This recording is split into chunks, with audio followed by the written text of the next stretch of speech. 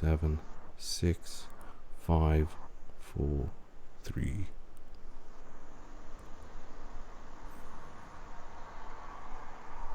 Alright. You're listening to episode 2 of Sexy Toilet. You're here on the fucking ground floor, aren't you? Oh, God.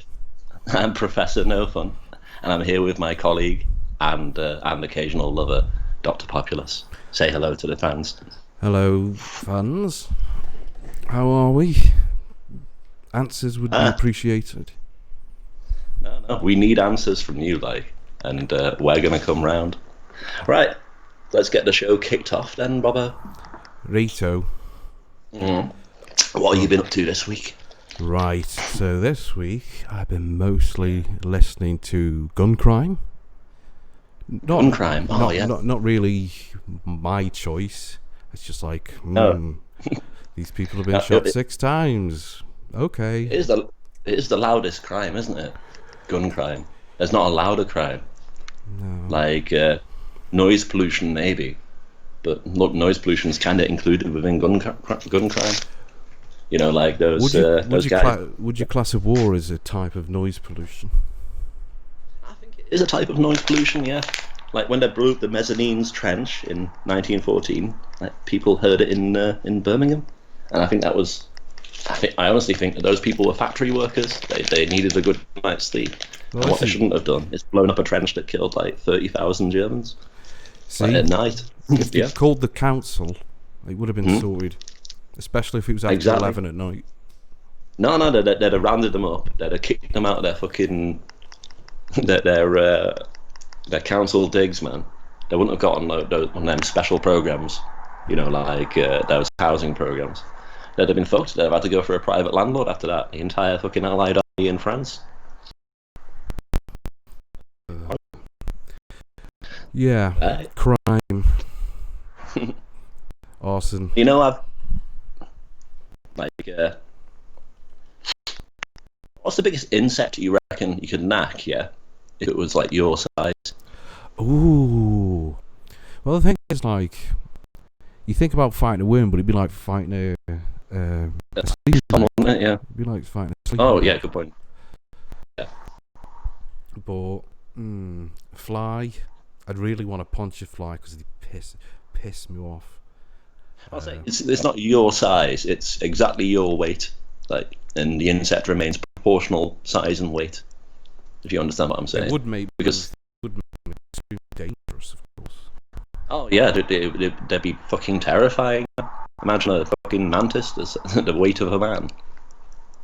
No. Like so, you know, mantis I wouldn't go for, but I reckon I could knack a fucking silverfish, man. I reckon that it'd be about like knee height when it was lying down. Well, I reckon I could crush its head with my boot. And already, like, animals that are your own size, you're not knacking them out. It's like, when was the last time you knocked out a pig? Yeah. Well, I mean, I've got no reason to knock out a pig. Like, unless I want its delicious bacon, then I'm happy to basically, subcontract that job out to the various psychopaths who work in slaughterhouses. You know, I could knack a pig, I reckon. Well, but like, well, that's the thing. Like, it's just that it's not a requirement that's asked of me from these. I want that under test. I want that under tested circumstances. Boxing ring. See if you can knack out a pig. You want it with Olympic judges around, the pig knacking out contest. I want a Rocky story. You can't just go, I want insects this size to go knock them out, but you can't even contend with a pig on Rocky story, didn't. A pig on the he's not even a wannabe. He's fucking nobody. He's a sleeper. You're not even working. He's a bum. Pigs. He's a First bum. of all, if you're gonna film this from a Rocky's perspective, since I am certainly like the overdog and he's the underdog, then the film's going to be filmed from the pig's perspective. Well, you're the underdog. How many underdog? Well, then the pig's got to be world champion, hasn't it? Well, no, you've got to prove yourself against this very successful and famous pig, and I'm a working pig fighter. Well, he does just punch fighting bum pigs on the street. Rocky did punch that pig. The meat. Yeah. He's punched the meat. We're just taking this into the kind of more plausible live live pigs. Also, The champion what isn't the pigs. The pig's the bum. You want to fight the human-sized insects. yeah, the human-sized insects have external bones. They're delicate. Like pigs have internal bones. Like it's hard to just snap a pig's arm off. Whereas an ant was the size of a man. I mean, it would already be like I can pick up 100 crushed times under its own weight. And, he could launch yeah, but into the stratosphere. The pig couldn't. yeah, but you're not thinking about the proportional strength. Like an ant's very small, very strong for its size, but the amount of strength it has to use to hold up its own body, they'd be useless. Giant insects, completely useless. That's why I want to fight one, because I'd win. Like it'd be easy. No, you're not allowed. You're not allowed. You've got to prove yourself in the lower leagues. I've got to prove myself by going through all of the best fighting pigs in the world. Like first it'll be like a rich kind of brash pig that I fight, but then I learn to respect him, and he learns to respect me. Well, and then later on, as I go through the ranks. Rocky didn't start on Apollo Creed. He was like, "You gotta fight some bums. You gotta fight the pigs. You gotta fight the Dobermans." He did fight. Well, he fought a chicken, didn't he? Yeah, and lost. Fucking lost, and you think you're going to win. There's 45 minutes footage of him fighting a chicken. And you think the chicken was fast. The chicken was evasive. He's a lightweight. That's what they do. It was a mismatch. It was a comedy fight. Like, Mickey just put Rocky in the ring with a chicken, just to show him that there's nothing to fear from Apollo Creed because this chicken will beat him. Well, he already fucking you have to did. be evasive. I think this is why he didn't win in the first film. Psyched out. Psyched out by chicken chasing, yeah. He's like, I can't fight a fucking Apollo Creed. There's a chicken that can beat my ass. Do you see that chicken in the second one? Do you fuck? It's true, like that chicken's making fucking Wheaties adverts, raking in the money from his championship victory. They probably cut out the scene when he goes round his house just to have a word with him and say no hard feelings, and the chicken starts mouthing off and he ends up just clocking him in the stomach, and the chicken just goes down, and he's like, I'm not scared of chicken anymore. Apollo Creed's at it. Actually, they reused that plot line for Rocky 3, except the chicken was played by Mr. T. Like the chicken comes around the guy's house and says, "Hey, if you want a real," he starts shouting at his missus. "If you want a real man, come to me. I'm a chicken." See, which is they just changed, weird. They just took the one scene from the second one. Put a crazy mohawked black man instead of a chicken. Well, it was the 1980s. That kind of thing was popular. Remember when LeVar Burton, he played a dairy cow for 6 episodes of Married with Children, being farm animals. It was really racist. My horse son. 19 episodes of I can't even remember an 80s sitcom. What's the one where the dad is depressed but his teenage daughter is sexy? That's all of them. That's 1970s. In a nutshell, it's like hot underage. Well, supposed to be hot, but it's just gross. Well, no, I'm not going to deny that the one from Married with Children was hot, because she's older than me. So any time I would have watched her with her being younger than me. Was that one with the woman with short hair, like a cat? Wasn't that Roseanne? Wasn't that one of Roseanne's mates? Oh, I don't know any American ones. They're bloody awful. Apart from Cosby. No, only. We're not going near that. No, did you notice that Bill Cosby, beloved to millions, watched all over the world, but as soon as it all comes out, it's Bill Cosby, the hero to the black community. It was all just the damage. But Hannibal Buress, he's the one who took down Bill Cosby, so he's good. Hey, I need to go to prison. The thing about the women today is you gotta give them roofies. Not money. All sleeping and go wah, wah, wah. And then you gotta have sex with them. Dirty boy. That was his testimony at the trial. Well, my mind's broken from Rolf Harris. Mm-hmm. I can't remember Cartoon Club without anything being nice now. Because it's one, when you have those mind screensavers, when it's just like something's. Oh yeah. Well, mine is Rolf's Cartoon Club. All right. Rolf's Cartoon Clubs, Rolf's Cartoon Club, Cartoon Club, and it was like shouting. Yeah. But kids. I don't remember that because it didn't exist. It did. How did we not see the signs of Rolf Harris being aggressive with children? Yeah. He was on Animal Hospital. He spent most of his time explaining the death of animals. It's true. It masked these horrible intents.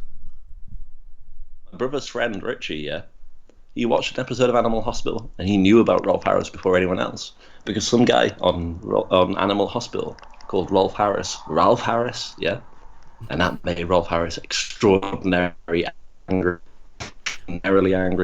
like furious. He was like, "No, it's fucking Rolf," and so all the signs were there to see. He dropped the facade. Talking about things that are meant to scare children. What's your view on Krampus? Fucking Krampus. Oh, weird goat man. Is it like Scando Goatee Man? And he's like, "Hey, it's been good?" It's all Germanic countries. He hangs out with Saint Nicholas, and because it's all in Austria and southern Germany as well as all the Scando countries, where your wife's. Yeah, and he goes around and oh yeah. I'm sorry, I forgot. I forgot the insurance scheme, but never mind. But yeah, Anyway, story of Krampus. He's got the cramps. Yeah, he steals fucking children, mate. I always wondered why we didn't have a Krampus-style figure in the UK. Yeah, but then I realised in about 200 years' time there will be a Krampus equivalent in the UK, and we'll call it a Savile.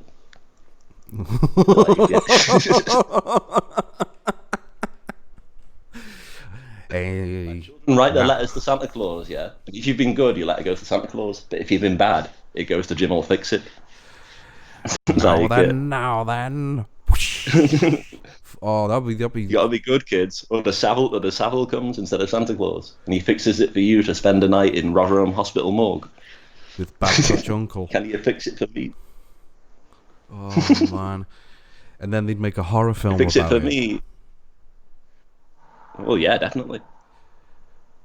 Did they make a Krampus? Yeah, they did make a Krampus horror film, didn't they? Horror film, but that's I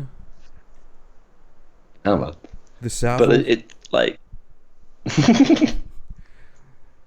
they've already made documentaries, but it's one of my many theories, how in the future terrorists are going to be vampires. They're going to have the same mythos. You understand what I'm saying? Now, I always thought they were going to be like Star Wars. Star Wars? Yeah, because they're rebels against the big. Oh, I see. Yeah, The Star Wars. You think that you think that in maybe 200 years' time that people will talk about how the World Trade Center was just a giant thing to produce a laser to destroy the Islamic world? It's kind of strange. It's kind of strange considering it looked like the Eye of Mordor. It did. Yeah, it's a good point, mate. No, and these cultural tropes in history, they can be conflated. So basically, it becomes, Osama bin Laden takes the role of Bilbo Baggins. And that's what people in the future will actually believe, that Al Qaeda was, a brave group of ragtag people from a shire, from Afghanistan shire, and they wanted to reform our society and destroy that ring that we made. And George Bush can be Smeagol. Exactly. No, I miss George Bush. Like, He's it was a incompetent, good, but honest kind of stupidity. he was like a Yeah, he was stupid endearing, old wasn't dog. He was like a stupid old dog who's just Yeah. like, oh, look, he's pissed himself again. Ha. Yeah, like a chimp that had gone into the White House. Like you couldn't. It was endearing. You couldn't really hate him for it. Oh, come on, Bubbles, President.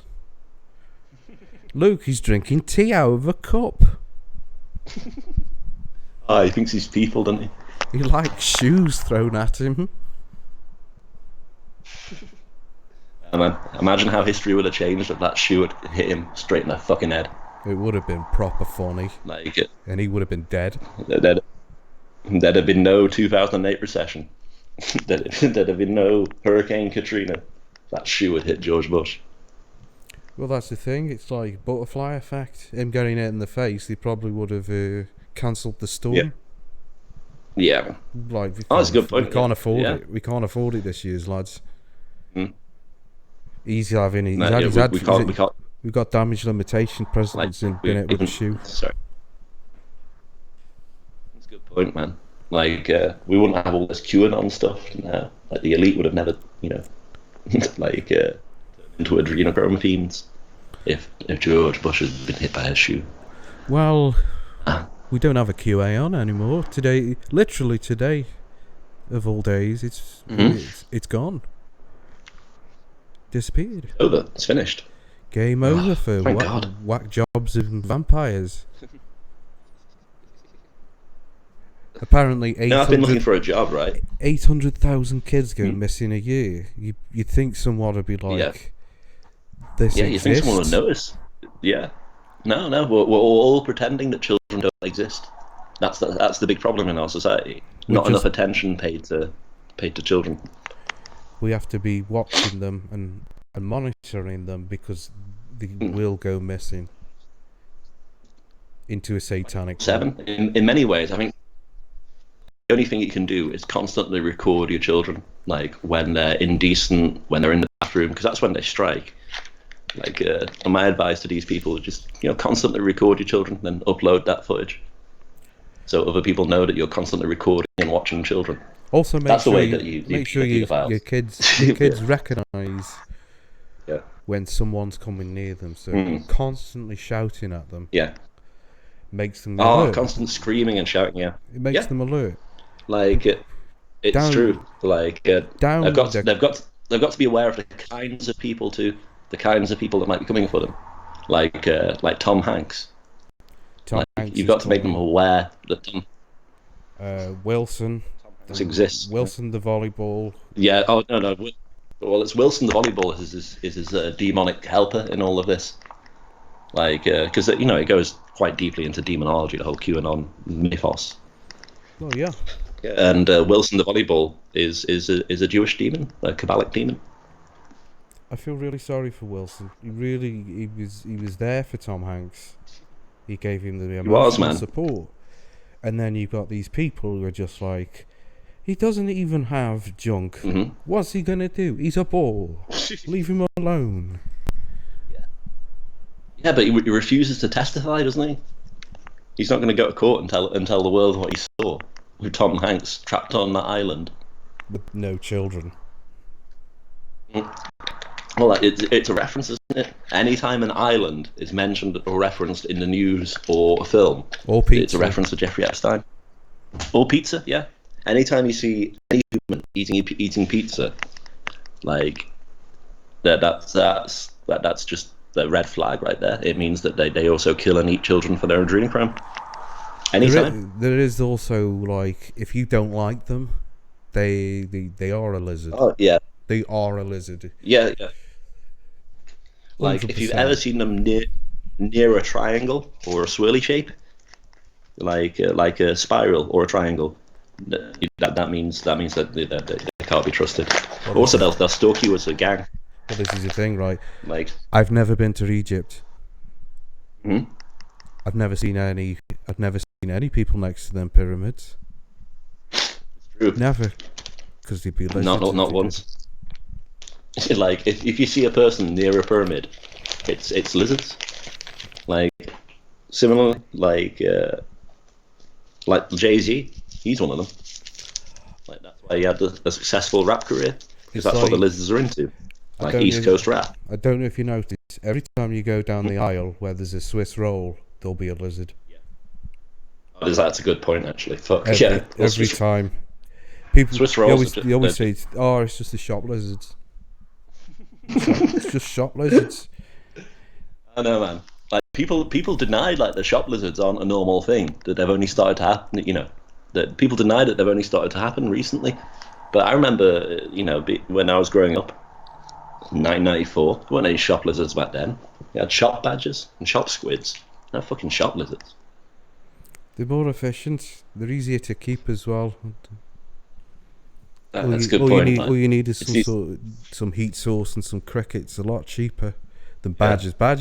Badgers have a higher maintenance. Also, they tend to buy everybody. Yeah.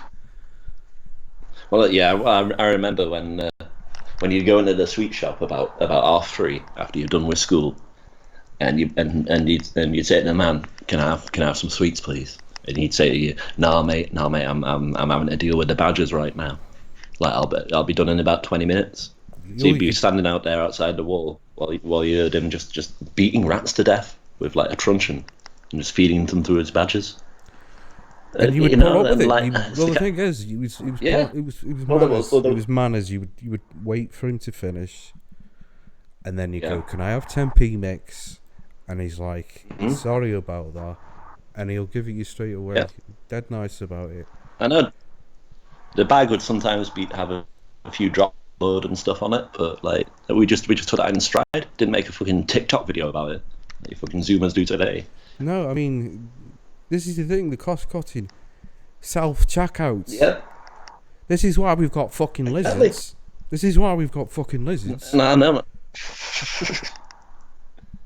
No, man. There's the supermarket's manned by like 5-6 people. Whole supermarket. There's not enough people to feed and care for the fucking shop lizards.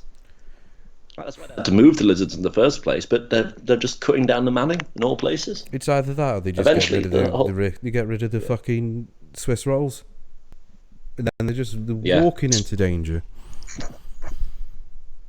I mean, if they get rid of the Swiss rolls, how are we gonna know? There's no way of telling without that particular kind of secret tale of food. I mean, right? How can I survive if there's not Swiss rolls and wine and pork scratchings? What am I gonna do? Oh, the basis. Well, I mean, no, man. You try eating Battenberg cakes. They're kind of like a Swiss roll, but more geometric, aren't they? Well, it's not for me. It's not so much the swirl; it's the cylindrical shape. Ah, yeah. It's like it goes in.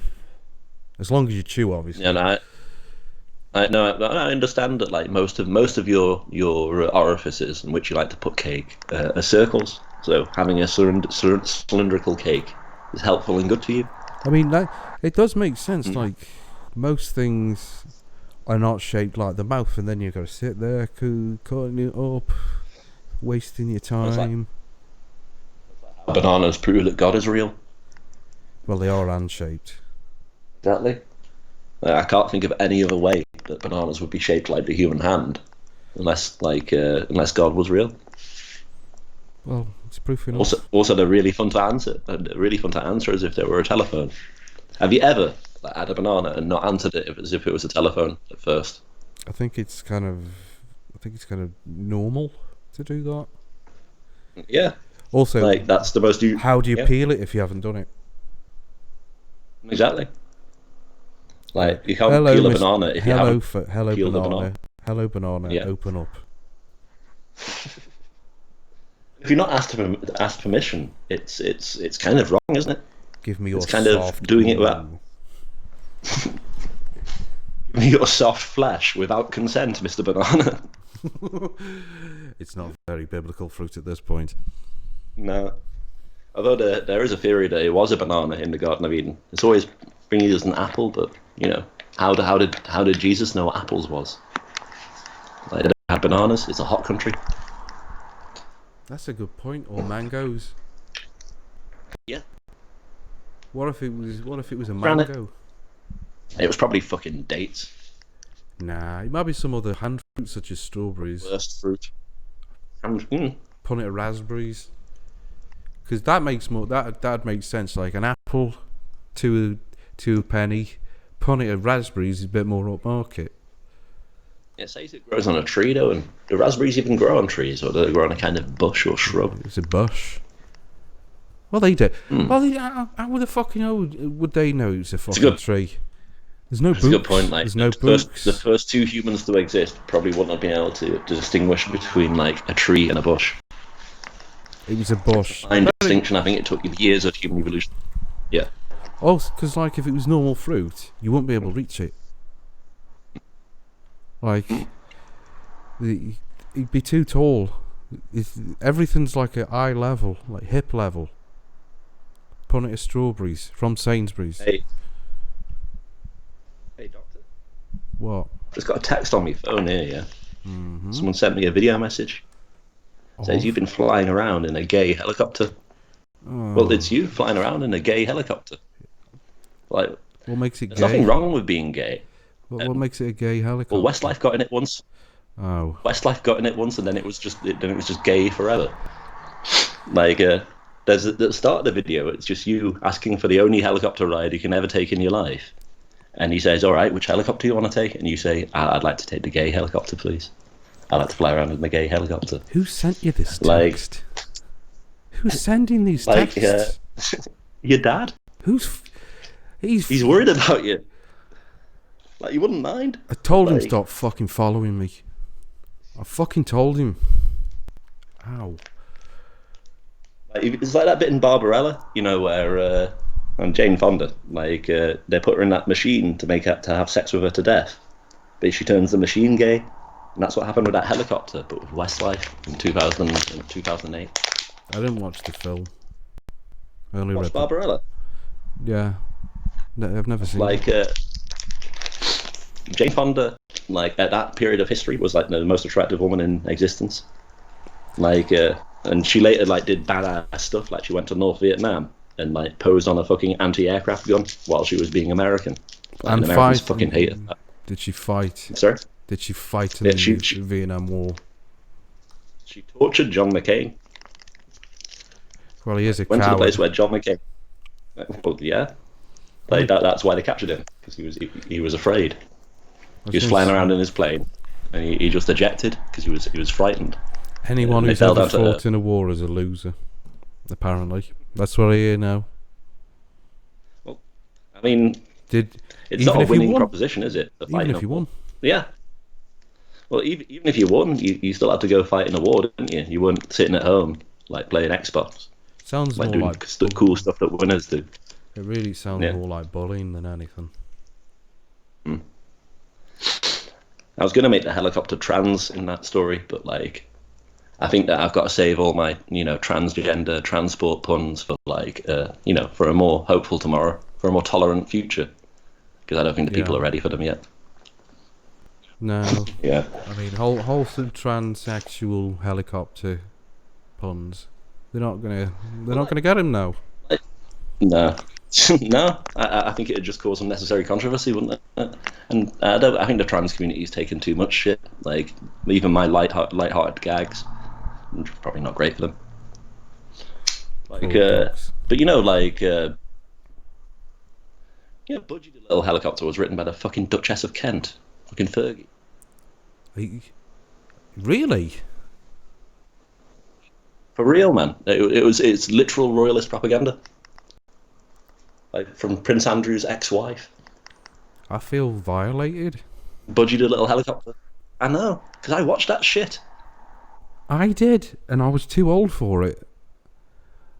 But the thing is, every time I watched it, I was absolutely transfixed that he had socks on his feet. Yellow socks on his skids. Skids, yeah. I was like, who put them on? Why did the helicopter need to wear socks? Who put them on? He wasn't wearing any other clothes. I know he was wearing a baseball cap as well, wasn't he? Kind of. Well, he wasn't. He was just wearing socks and a baseball cap. He wasn't really wearing it. It was part of his body. Yeah. He had a. So if you imagine like Budgie the helicopter as a man, it's simply a nude man wearing socks with a visor coming out of his forehead, right? And it becomes a more disturbing image, then, doesn't it? Did it start off in that way?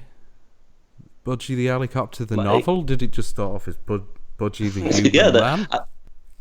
I've read Fergie, the Duchess of Kent or York or wherever she's the Duchess or like I've read the novelization and it starts off as an innocent man in an ordinary world, follows the Vladimir proper rules of story development, and people keep asking him about his socks and visor, and he says, "No, I'm not a man. I've invented a new way of traveling." And you see, like from his spine emerges like several bony spines, and he becomes a man helicopter. See, this makes like, more flying sense. around. This makes so much people. more sense. It makes more sense because it's more plausible that the socks would be on then. Like, It forms a how do you slightly put less demonic mental image. how do you put socks on a skid? You don't. You've got to be a man first, then you turn into the helicopter. Yeah, man, then helicopter, then man again. Like, But then Budgie the man, what's he doing on a bloody airport? What's he doing in an airport if he's a man? Budgie the man. well, I'm gonna. Well, you often find men in airports, like Rob. Often, if an airport has no men in it at all, it doesn't work because women can't run a fucking airport, can they? Yeah, but you don't really have one man hanging out in a hangar. Well, like you do have one man hang out in a hangar in Roswell, in Area 51. And naked and all just. He's only wearing socks. Yeah, he just like there's one man in a hangar in Area 51, like just wearing socks with his visor, and like the military are asking him questions about how he can turn into a helicopter. You know, Dave Mustaine wrote a song about it. Oh God, fucking Dave, fucking Mustaine. Fucking Megadeth have an entire album about helicopter men, and the threat they pose to humanity.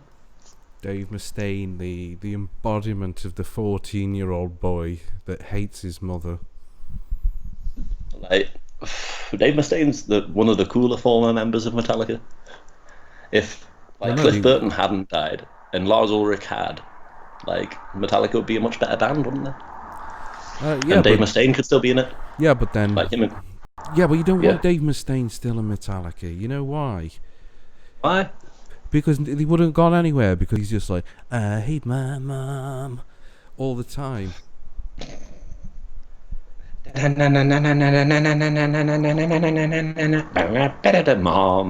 I hate my mom. Yeah, no, I'm not taking my plates downstairs. He's got a sense of fun, man. A sense of fun that Kirk Hammett never had. Like Kirk Hammett, he turns up, he does the work. He doesn't talk like a 5-year-old. It's boring, isn't he? You see him there in his Kirk Hammett clothes, and you think, it's a cool guitarist like Dave Mustaine or Slash. But no, he just stands there. So it's all right. You can make an album without any solos if you want. I'm just a guitarist. Like the number of solos in a song is directly linked to its goodness. I don't believe that. Hangar 18 has 23 solos. Yeah. 23. Like that's why. And at no point do you go, that's why it's the best. This is heavy. It's like, no, mate, you're not in Hangar 18. There's no aliens. Mm. Your mother's made you tea. Very Get home. Words come don't. Like, words combined. Well, first of all, like, Dave. Yeah. First of all, man, Dave Mustaine, like, he doesn't wait for his mum to make him tea. He's out nicking apples with the cool kids. With his blonde hair. Because Dave Mustaine's a cool dude. Yeah, with his massive blonde bonnet. Like, lads in fucking bands tell him to get his hair cut, and he's like, "Fuck off, mate." It's Dave Mustaine, isn't it? He's nicked some fags from his mother's fag purse. Oh, he sell them to you at school for like 25p a shot. 25. Fucking a bunch of 25p for a Lambert and Butler. He had silk cut when I was there. Oh my god. Pointless. Yeah. His older brother Charlie, he went to the shops and got some carlings for us. We sat around drinking a 6-pack of carling with Dave Mustaine. And he just wouldn't stop talking. He just wouldn't stop talking. He was all on about how he was going to modify his car, like put fucking like cool rims on it and shit. I didn't even have a car. He had a scooter. Fucking idiot. And he was always on about subwoofers. That was the main thing. Oh yeah. No, it was always about the amount of bass you could get out of the subwoofers and the sound system in his car that was a scooter. Like, really, what he'd just done is tied some, like, remember them wooden vinyl box speakers that like a lot of people had? He just tied a pair of them to the back seat of his scooter. Never weren't even plugged into out. To be fair, I never listened to him. Never. I mean, subwoofers, you've heard it once, you've heard it enough. Well, you were there just trying to finger his cousin, like Layla, weren't you? Yeah. Like she was pretty, like, but like she didn't have blonde hair. Now she's got, like, well, now she's got 4 kids. Well, they better not be mine. Well, I doubt it, man. Like, most of them aren't white. Anyway. Anyway.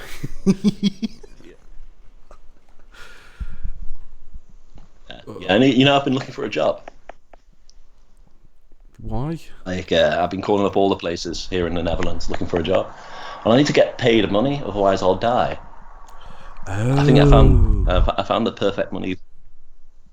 Yeah, like, it turns out when you just live by stealing, that you can't go back to the same shops over and over again because they get to know you. So I need a job for money. Like, but I live here in the Netherlands, and there's like a big there's the ICC at the Hague, the International Criminal Court. There's all kinds of international organisations. So I've applied for this job here. I've got the job description right here. There's a United Nations Special Representative for Sex. Like, your job will be to tour sexually. Yeah.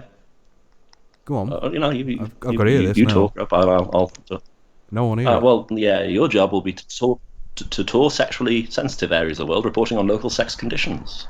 If the sex they're having is fair or unfair, does it comply with UN sexual law? Like, it's ask here that I've had 20 years of experience of diplomatic sex.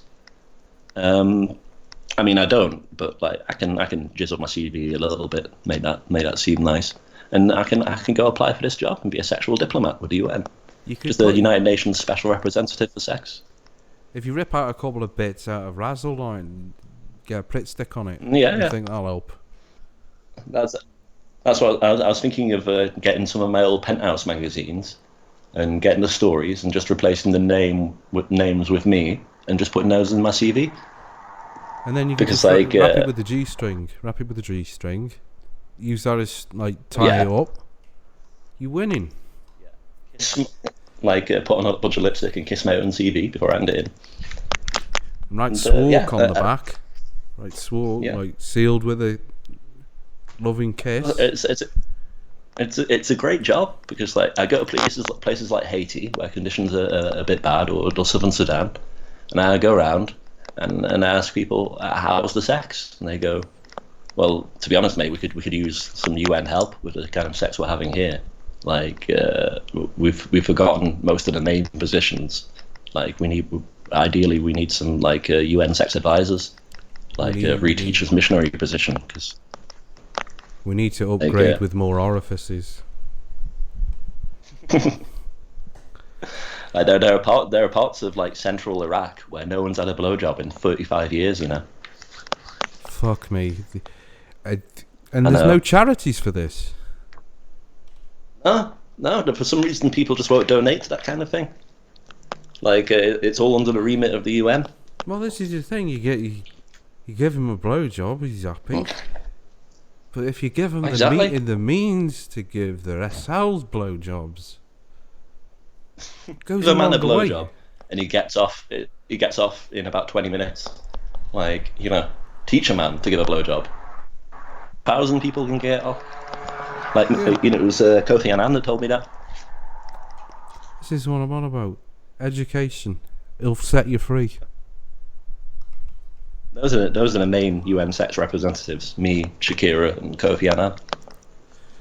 Shakira knows. There's a lot of good work for her. She's got international hips. That woman. Exactly.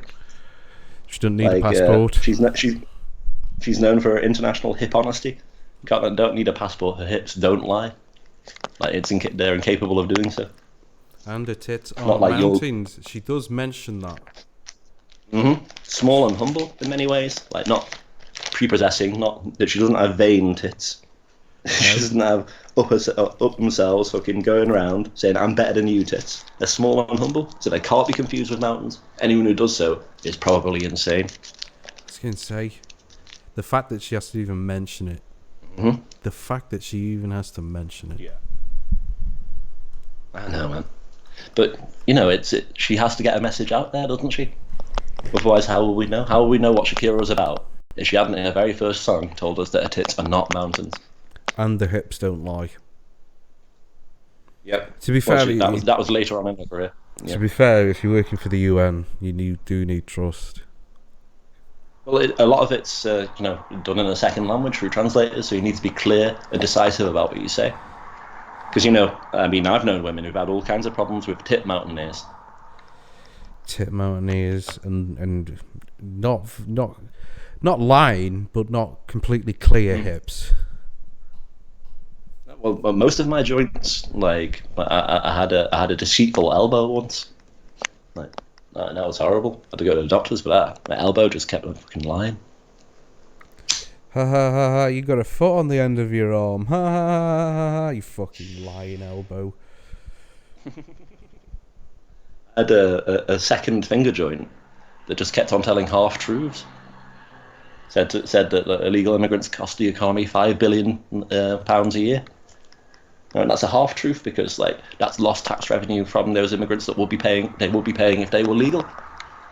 It's a half truth. Well, this is the doctors. You don't listen to your joints. You don't listen. No. Most on your private life, fair enough. But when you're sitting alone and your joint comes up and whispers to you, maybe have some more cod liver oil, or because that's what joints are mainly into.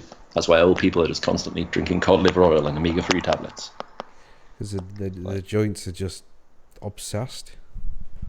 But when you're out in public wearing your Colonel Sanders suit, speaking to the UN, it's vitally important that you don't listen to any of what any articulation of your body has to say. It's just vertebrae is usually trustworthy, but even then. Well, this is the thing. It's like you don't want that coming out at the wrong time. Tell them, yes, we can do that at home. Not at work. We're busy. Yeah. I mean, she's all right. Her hips are honest. Well, most people's no. No. Like Nicki Minaj is well known that her hips have literally never told the truth. They're fucking deceitful. So, yep. They're there deliberately. She's known for her post-truth era hips. Anyway. Propaganda. What if instead of it's disgusting. It's Putin's fire hose of falsehood, but put into the body of a woman.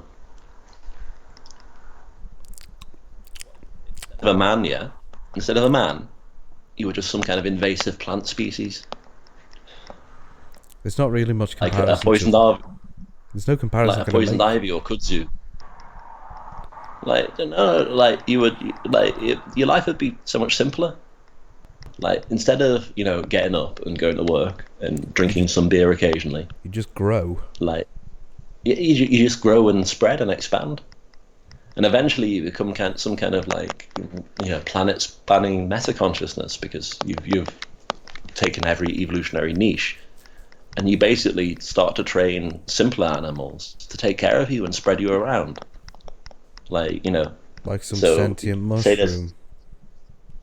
No, say there's a kind of simple lemur, or upright walking baboon, And you can tell that baboon, it's all right to eat some of your seeds as long as it plants more, so you spread. In a very similar way to how we domesticated humans. I was going to say, if I was What some if you sort all- of if I was some sort of monolithic fucking planet-sized living organism, I wouldn't be asking nicely. Yeah. I'd be like, I baboon, mean, get it done. you still own. Well, like, yeah, but you'd lack the means to ask directly at all. You'd have to basically, shepherd their evolution in a certain direction. I could grow a mouth. Actually, yeah. Or But then you'd only have one mouth on the whole world. You'd have to go to and like the simple creatures would have to come to baboon world mouth to hear your orders. It'd be logistically difficult, wouldn't it? Especially if you were planet spreading super. Yeah, but it's organised in a way that it just does away with having to grow it somewhere else. Because the thing is, I've got to grow a mouth. Good point. I've got to have a mouth. Yeah. If I don't have a mouth, I can't tell the baboon what to do. So might as well have a mouth for a reason. Might as well have it there. Because the thing is, you have a mouth somewhere else. You can't fucking... No baboons over there. It's true, man. And baboons are kind of the management. Well, yeah. It's baboons, they manage the planting of the various crops. Then lemurs do the various harvesting. And then they plant your seeds in fertile soils. And then you adapt to the circumstances. And you become an ever more planet-wide infestive organism. That's the kind of future I want for mankind. Yeah, and just have my mouth will have its own office.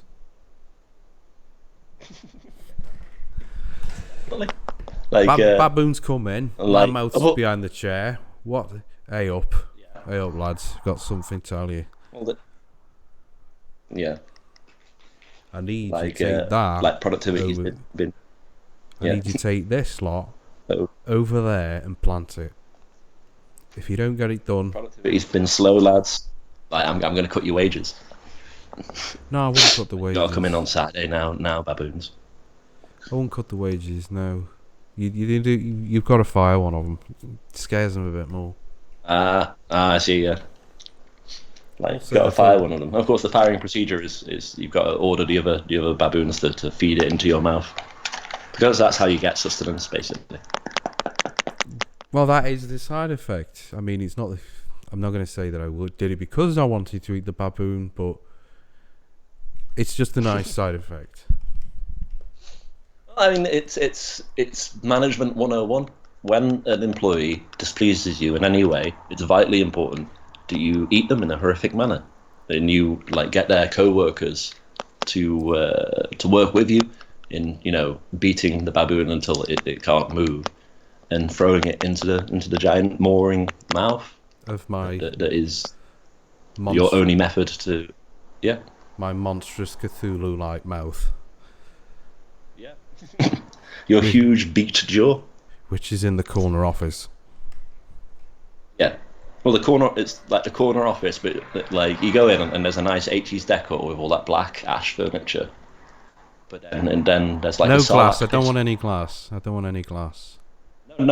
It's all there's all that black furniture and swirly chairs, and then a huge 500-yard wide sarlacc pit. Well, we do need the swirly chairs. We need the swirly chairs to make sure no lizards come in. That's what makes them afraid. As soon as you come in, sorry mate, I've got something else on. I'm gonna leave. You know what they're about. Tell you what I'm reading right now, yeah. Remember that interview with the Daily Mirror that Jeremy Corbyn did in 2012? No.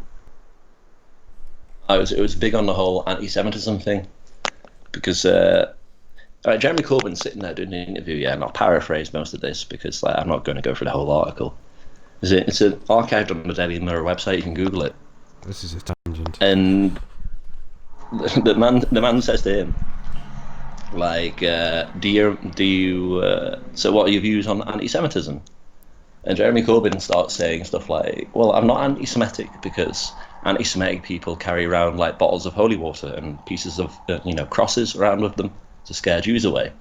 He says, I'm not anti-Semitic yet because, I invite people over the threshold of my house all the time. I'm not wary of it because I know, like, some anti-Semites believe that Jews can only come into your house if you invite them over the threshold, and I'm not anti-Semitic like that.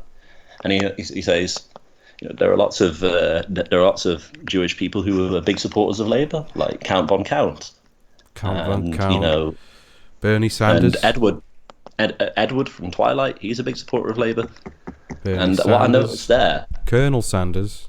What the problem Jeremy Corbyn had in that interview and why he came off as so anti-Semitic is he confused all the normal traits of Jewish people with vampires.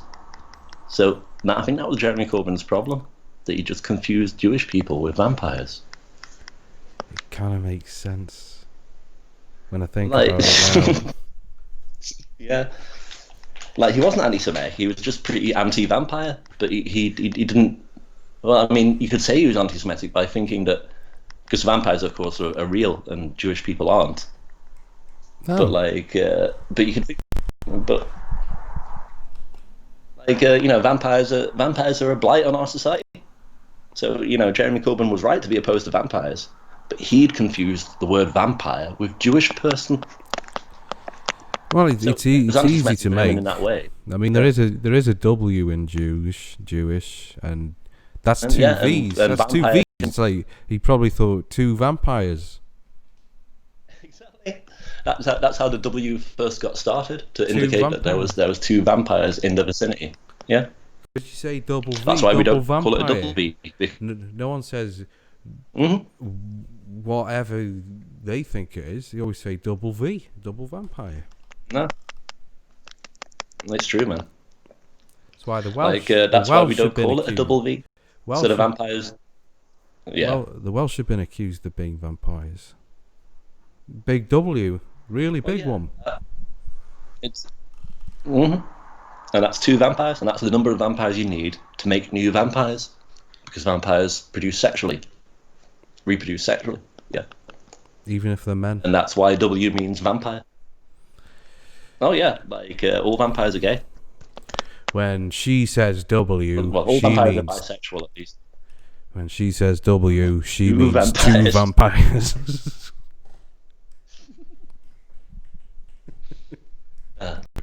What do you think is the best sex consonant?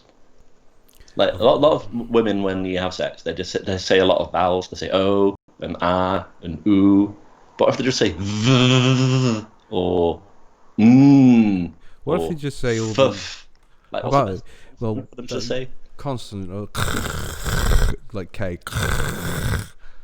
Yeah. Yeah, you're doing it good when they go. Sounds like fucking TV staff. AX, isn't it? We need to test this out. We need some pornography, and we need the ability to edit. Yeah, it's true. Like, that's the new ASMR. I think that's our job for next week then, because our time is running short now. No, it's not. We can't force it. Is it not? No. Oh.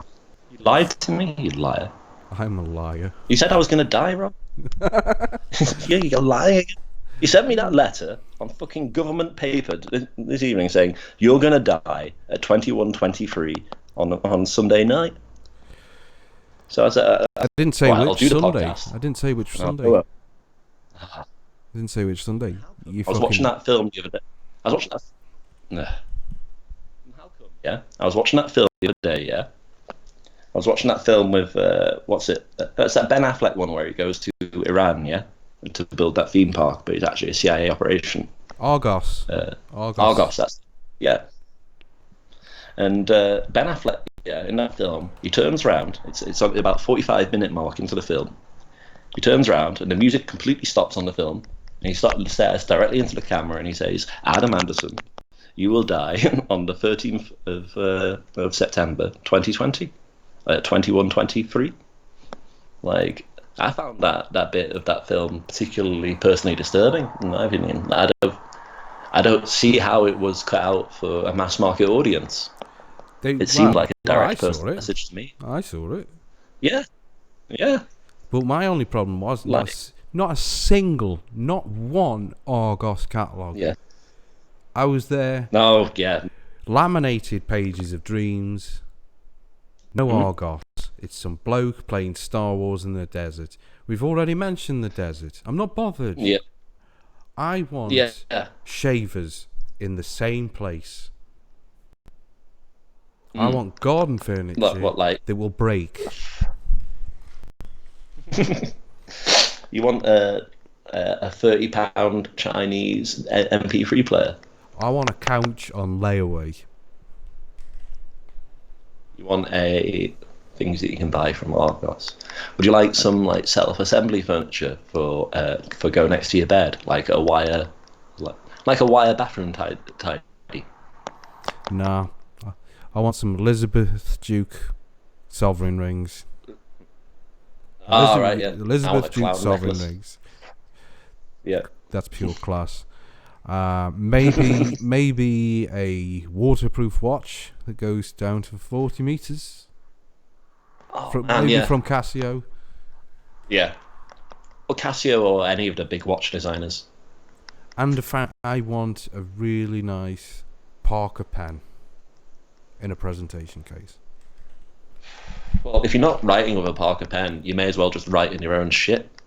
You may as well just stick your fingers up your arse and start daubing obscenities in your own shit if you're not writing with a Parker pen. That was their advertisement for 20 years. Well, they're not wrong. I always assume. They had Bobby Sands. Yeah.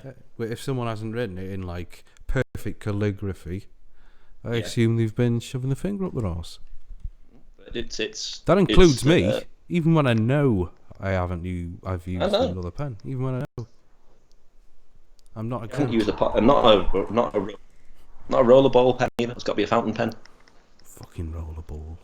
It all comes from that advert they did in the 70s when they got Bobby Sands in to do it. He was like, I'm not writing in a Parker pen. And you saw he was just doing a dirty protest in his cell, just smearing shit on the walls. Parker pens. Isn't it they got Bobby Sands to do that when he was so close to death from hunger strike? But yeah. It's a wonder he had any shit. And that's how it ends. Yeah. Parker pens, they don't smell of shit. Perfect tagline they had. Perfect. It don't stink of shit. It's better than daubing out what you want to say in feces. With your dirty protest because you haven't had enough Coca-Cola. Yeah. Bobby Sands should have gone to McDonald's.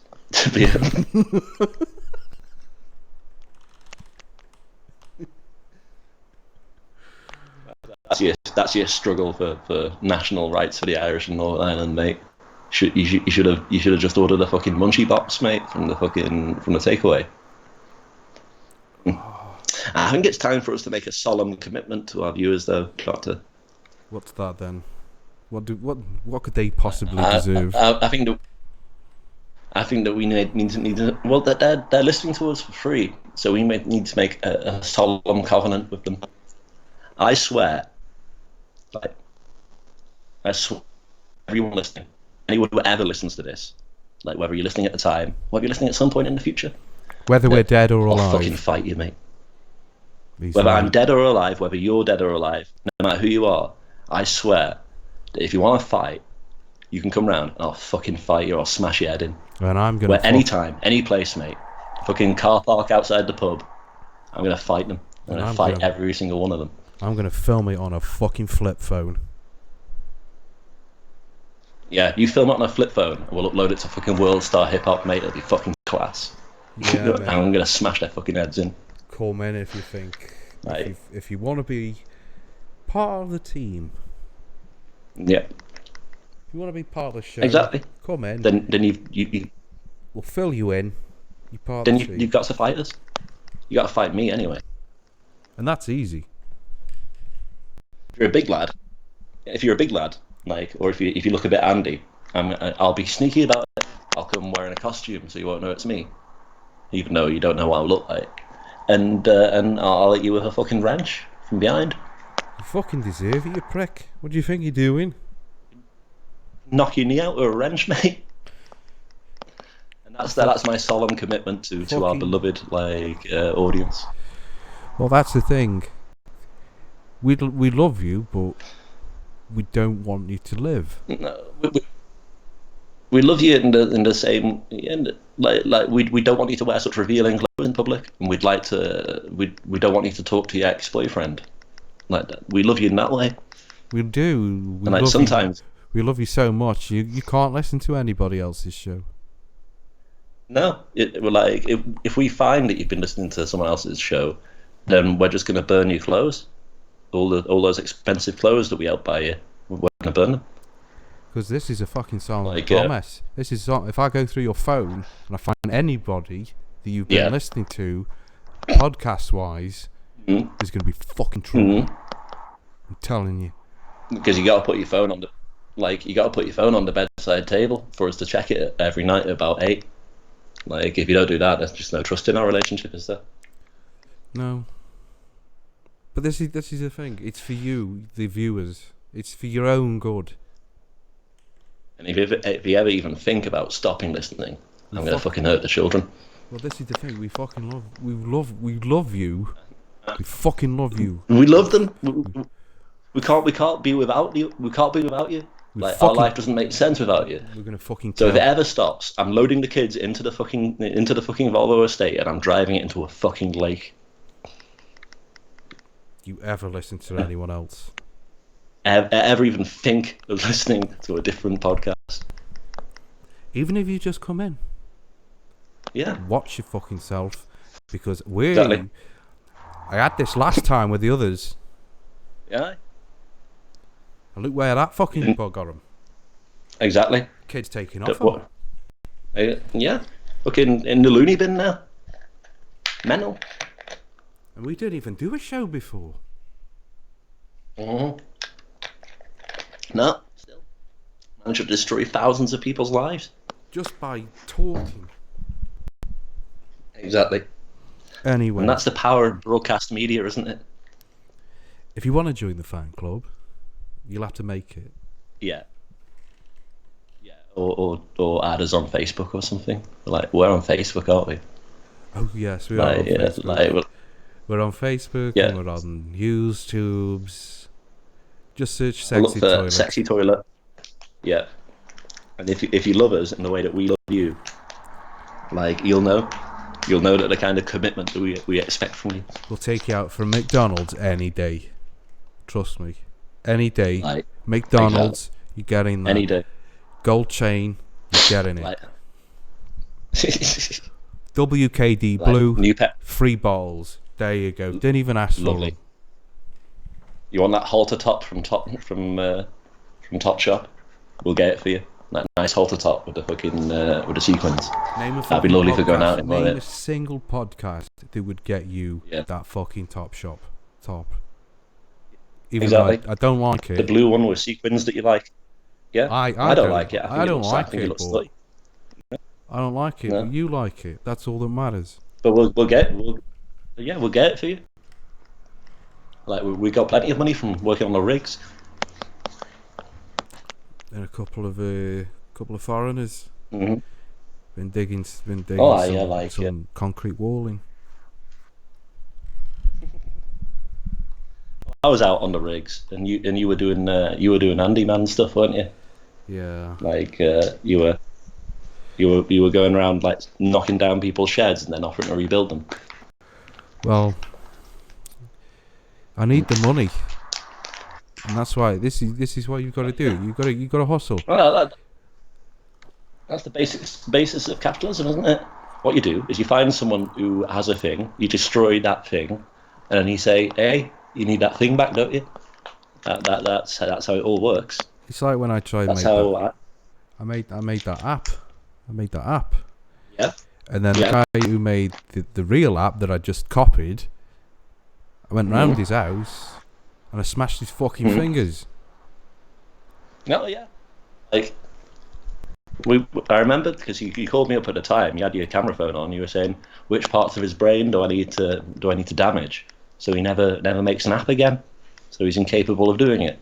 See? Because he had that screwdriver and you were stabbing him in the forehead with it.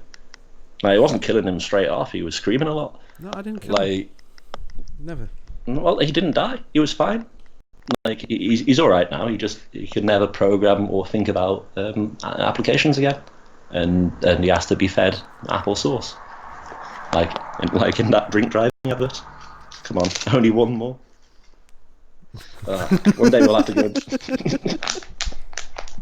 One day we'll have to go into into deep lore of United Kingdom drink driving adverts of the 1990s, because they're all fucking classics. Like drink driving, you'd think you'd sold your soul. I mean, fair enough. Like Americans love drink driving. Yeah, Nate, it's like, yeah, you killed America, 5 people. They're like, ha ha ha ha. In the UK, no, you couldn't get away with that. Yeah, no. In America, it's normalized and everyone loves it. So I'm just gonna go drink driving on Friday night. Well, I like to do on a Friday. So I like to get about half pint of gin and just go for a drive in my car. But in the UK, that kind of thing's really frowned upon. I mean, you've got all those drunk driving Facebook groups. Ha ha, wrapped round a fucking pole. Ha ha ha ha. Lord. My wife lost her upper arm, but I'm gonna go out on Friday night. Not a pussy, lol. Driving groups on Facebook. It's just a cultural difference between the United Kingdom and America, isn't it? Well, this is the thing. It wasn't really a problem before it wasn't a problem before the internet. It's when they get together. Yeah. All these groups. Like before, he was like the odd when one. You get on when they're all together, it becomes a lifestyle. I was on the Borussia Dortmund forum, the football forum, a bunch of American fans and a bunch of British fans, and then someone mentioned the drink driving issue, and it was a huge barney. They had to eventually just divide it into different forums for pro and anti drink driving, and all we wanted to do was discuss Borussia Mönchengladbach's football results. It's just a huge problem on the internet now. Like every post is just about drunk driving. You can't bring up anything. Yep. It's like you have a poll about which is the best cat, and it always leads into drink driving. It's brilliant. It's a myth. It's a myth that it's wrong. Yeah. Yeah. Alcohol makes you better at driving. That's what that Libertarian candidate Johnson said in the 2016 election. He was going around telling people that really what we should do is take breathalyzer tests for people, and if they're not drunk, we should just crush their cars.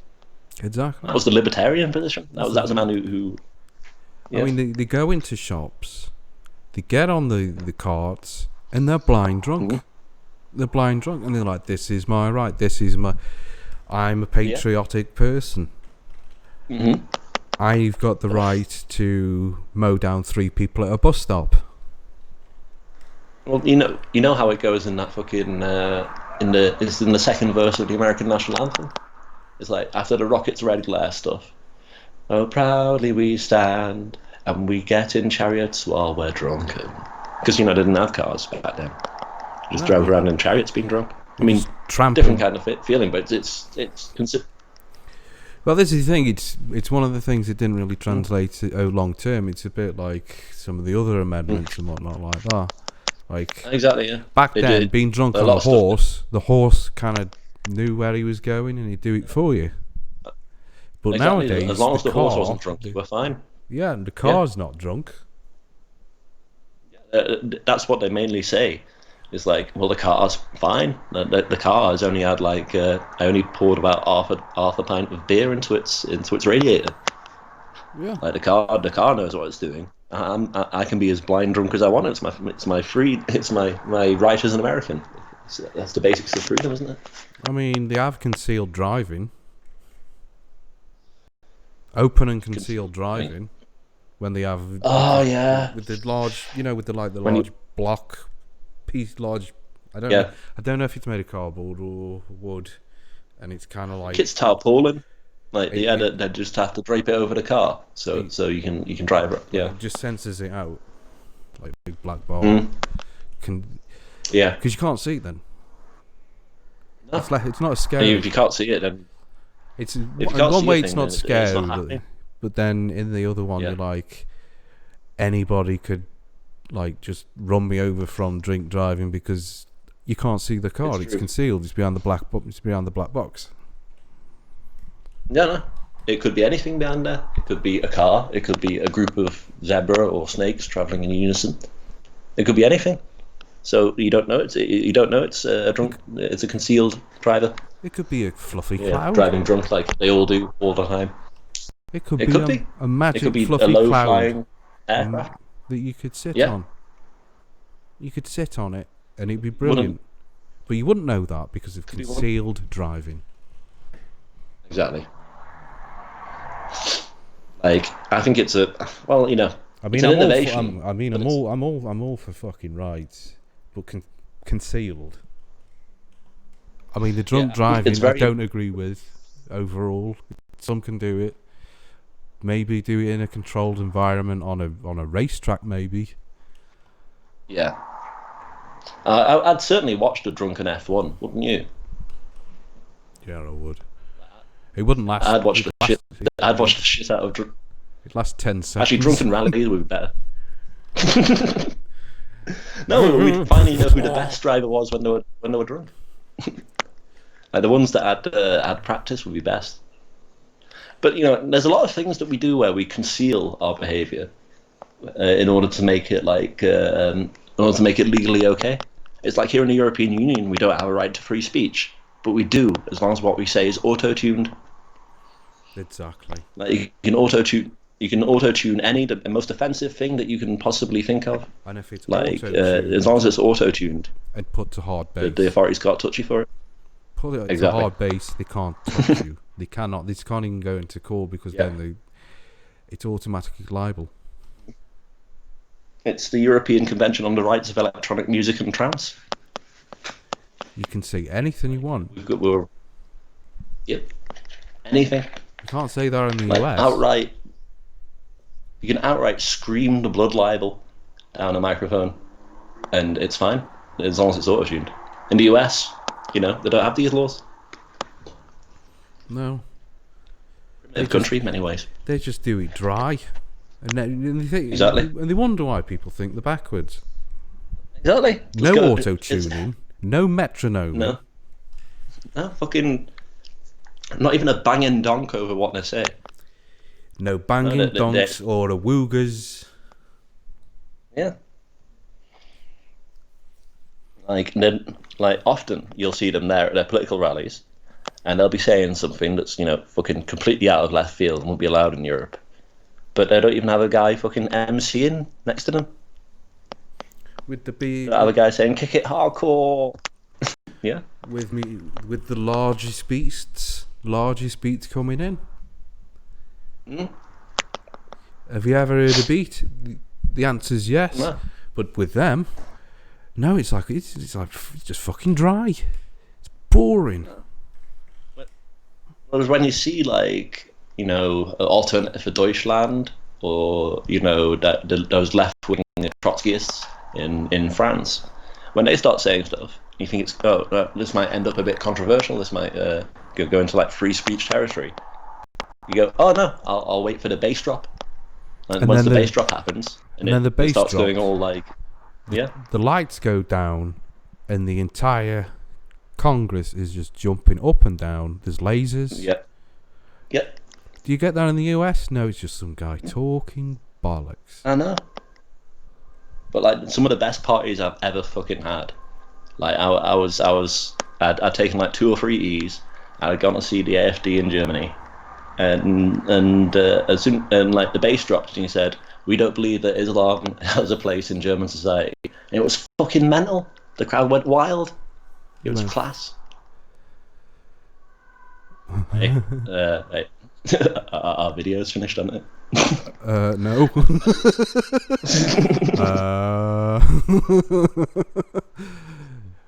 We're experiencing some difficulties on the background. I think we should leave them wanting more for next week now, but No. I'm not having that. There we go. you wanna? Aye. The background exists again. There you are. Like, because good Lord fucking help you, Lord help anyone if you watch this shit without the background. That'd be tantamount to to sacrilege, wouldn't it? I mean, good That'd be God. like going into It's it'd be like banging going into St. Peter's Church in Rome, just pulling your trousers down and taking a shit in the main font. That's exactly what that's like. I did feel like that when they did stop. Mm-hmm. It did feel like Exactly. I dropped my guts a little bit. I did feel the pressure like it off was the bottom of my lungs and diaphragm, which is nice and Understand. but you don't want to fill your kecks while you're doing a show. No. I mean, I have before as a kind of artistic rebellion. Like I did those series of stand-up shows in the UK. That was a post office queue. I was standing up, wasn't I? I was standing up, and people were paying attention to me because I shouted, "Hey, I'm Shito, the man who shits himself." You were lucky. And, you were lucky you weren't on the carpeted part. That's the only thing. The carpeted bit by the fucking kiosks. You were on that the poor tile Lithuanian part. woman with the mop and bucket. Poor Lithuanian lass. She's come here. Her English wasn't great, but she understood what I was saying. And it was just like it was liquid. It was just pouring out of the fucking the cuff of my trousers, just all over my sock. And I was standing there straining for about 20, 30 minutes. I thought it was good avant-garde art, but like they said, I just shit myself in the post office and made a scene. Yes, you did, because you didn't really come out with any other lines than "ha ha ha ha, shitty shit shit." That's a dance comedy, isn't it? I was saying ha ha ha, shitty shit. But like simultaneously, I was trying to make a satirical political statement because I was there to claim me gyro. If you'd said "ha ha shitty shit" with a pause, then you get you'd be like, yeah, it's ironic. It's framing things. Yeah. But because you just said "ha ha shitty shit," it didn't have that foreshadowing. It just. I wasn't thinking about the meta, was I? No, it only works on that level, because like if you just gone shitty shit, people will go, oh, I get it now. But you didn't do that, unfortunately. I did win the OK Magazine You're So Brave award though. They had previously gone to Carol Smiley when she had skin cancer. People with cancer are the bravest people. That's why they're usually at the front lines in the army. And anyone who dies is obviously a coward. Or lives for that matter. Anyone who just stops having cancer, whether that's through death or defeating cancer, well, they're no longer brave. Therefore, they must be a coward. So they must stop being brave when they go into remission. Exactly. Well, that's how cancer really spreads. That's really harsh, man. You've gone into remission, you fucking coward. What's the matter with you? Not brave enough to have cancer? It's toxic masculinity. That's what I'm on about. This is what I guess. Yeah, it's true. Being scared of cancer or not fighting cancer all the time kills hundreds of men. It's true. Men die needlessly each year because they have to be brave in front of people, which means they've got to have cancer. You find men without cancer, like just going, drinking themselves into an early grave because they're sitting at home crying, thinking, "I'll never be a real man's man, like a man with cancer, like Lance Armstrong when he took so many drugs his testicles fell off." Like he's the biggest example of cancer. He's the bravest man who's ever lived. Exactly. He was even calling brave after they found out he was using steroids. Exactly. Well, he was using a brave amount of steroids, a truly heroic amount of performance-enhancing drugs. And that's why he was so brave. And he even heroically lied. He just stood there, chest out, lying. Yeah. It was inspiring. Brave. It was Yeah, you're right. It was truly inspirational. It was everything a man should be. Standing in front of the world's press, like in a sit-down interview, lying about using performance-enhancing drugs and the effect that they had on his testicular cancer. He's a hero of mine. He should be. He should be. He could ride a bicycle really, really fast for ages. I mean, he's it's in his name. He's got a strong arm. Yeah. What do you think about strong arms? Yeah. Punching people. Like, exactly. All like Stretch Armstrong. He's a hero. Stretch Armstrong stretches. He is. Arms are strong. Yeah. Lance takes a load of drugs, goes on a bike a bit. Rides a bicycle. Pure hero. Pure hero. Yeah. Unadulterated. They made that 80s cartoon. That's why they made the 80s cartoon about them. With former Huddersfield and Middlesbrough striker Chris Armstrong and Oliver Armstrong. Neil Armstrong. Like, he was so strong. He punched his way to the moon. He was the first man to have sex with another planetary object. They ain't craters on that moon. They ain't craters. But no. Like, all of the famous Armstrongs were in the 80s cartoon together. I'm going to interfere with the moon now. It's not his fault, man. It's either way the moon was dressed in the 1960s. Ooh, that wouldn't be very nice. Just thinking, like... Provocative moon. No, if you're kind of getting in the mood, you know... The frisky mood. The lights are low. You've locked away your badges. Logs are on fire. You don't have a fireplace, but there's logs on fire.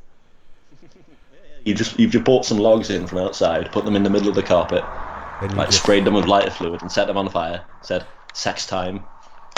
Pass the lady a nice drink of baby sham. You've got a pint of vodka. A baby sham or a half pint of Dooley's, you know, the low rent Bailey's equivalent. That was always my seduction drink. You just lean in and you say, "Can I interfere with you? Can I interfere with you? Yeah, please." Works every time. Every time. You can change it up with the drinks, maybe a pint of whiskey. Well, I mean, it's better for you to drink a pint of whiskey, like, because girls don't like yeah, they don't like the burning liquors. As I say, I've never gone wrong with a pint of Dooley's. I've never gone wrong with, or you know, maybe a few shot glasses full of Kahlua. Maybe a cognac. Well, I mean, that's if you want to go super classy. If you want to put the fire in a grid. Well, and then you say, like, l'interférence. Je suis interfere with you, because bitches love French. I've admired you from afar. Can I please interfere with your life? I thought about this at length. Here is a diagram. I've thought at great length about your relationships and current position in life, and I think it would be much improved by me interfering with both your life and body. That's my general line. It does work. It does work. I send that shit out on Tinder. No one else can use that. That is copyright. Don't you think of using it? Any of it? No, that's not allowed. You're not allowed. That's for us. No, that's ours. No. In fact, if we find out that you've reproduced, if we find out that any of you have ever had any kind of intimate, emotional, or physical contact with a member of the opposite or same sex, we'll know, and we'll get a cease and desist letter from us. Yeah, because we got fucking lawyers, mate. He'll just say, "Pack it in." Pack it in now. Look, lawyers, pack it in. Stop it. That enough. Being daft now. I'm at the end of me fucking rope here, lads. Stop it. That's what he's saying. I'm 1 inch away from doing something. You're literally cruising for a bruising. You're asking for something here. Tom Cruise isn't gay, yeah? Why is he named after cruising? Maybe it's a nice cruise. Maybe it's a P&O cruise. You don't know that. But P&O cruises are just for elderly homosexuals. That's why they always get the. Maybe he's after a bit of the old grey action. A bit of the old Tom Cruise. Tom Cruise only has sex with old men. I like that. Yeah, That's a true fact now. It is true. I mean, I know I just said it and made it up, but it is true. That's how most true things happen. Like Tom Cruise. Tom Cruise had sex with Kirk Douglas, the 102-year-old Kirk Douglas. Like Tom Cruise comes to his house and has sex with him.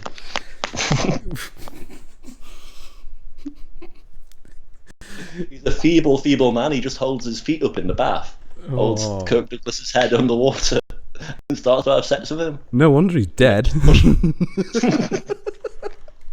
Well, that's how it happened. Right then. Okay. I think we're coming to an abrupt brick wall end. Yeah. So in many ways, this podcast has been like, you know, those trains, those road trains that you can get on. They're like a car, but it's made to look like a train, and you get on them and you take a little tour of the holiday village you're staying at. You know, when the brakes go out on one of them, and it falls off the cliff at Filey, and 50 people are killed, and 40 further for severe life-changing injuries. That's what this podcast is. It's coming to an end. It did sound familiar. It did. Exactly. Mm-hmm. It did. Because as soon as it came on, I was thinking cliff. I was thinking sand. Yeah. You're thinking the guy there, he's been driving the road train for years now, but today, like, he's come in just after his wife left him, took the kids, and he just wants to end it all. To him, just driving the road train around full of fucking happy tourists is a mockery of everything that he wanted his life to be. And that's what this podcast is. Yeah. It's a disappointing mid-80s road train. Exactly. Perfect. Driven by a suicidal man. It's neither of us. It's not us. We're not driving. No. We're just sitting. No. We're just the tourists with you. We're like the suicidal man is produced by a kind of meta-conscious between us. Yeah, this is how religion starts. But we're a bit better at it. We know what we're doing. Because in most religious services, laughing is discouraged. Anyway, it's been orgasmic. Thanks for tuning in. Yeah, thanks for tuning in to Professor Nophun and Dr. Populus's Comedy Ramadan. And we'll see you next week or whenever you want to fucking listen. We hope you have a nice dinner. Have a nice dinner. Oh yeah. Wherever you are, whatever time it is, even if you do listen to this in the middle of the night, have a nice dinner. Yeah. I hope you have a nice dinner. Go to your kitchen now and put some taties on and make yourself a nice dinner. Aye. Good night. Bye. Fucking